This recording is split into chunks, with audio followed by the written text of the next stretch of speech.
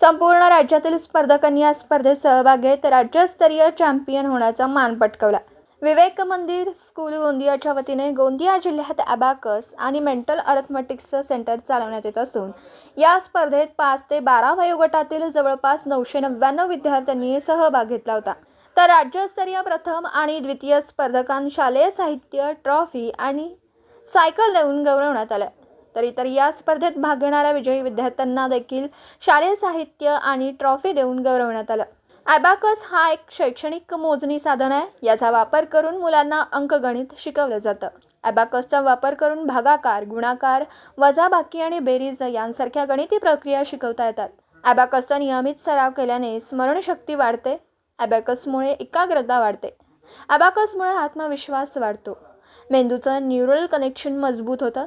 तसेच व्हिज्युअलायझेशन शक्ती वाढते, ऐकण्याची कौशल्य वाढतात, वेग आणि अचूकता वाढते। हे विशेष आहे। गोंदियाहून प्रतिनिधी अमरदीप बडगे। दिवसभरातील घडामोडींचा आढावा घेण्यासाठी पाहत रहा N24 मराठी न्यूज चॅनल।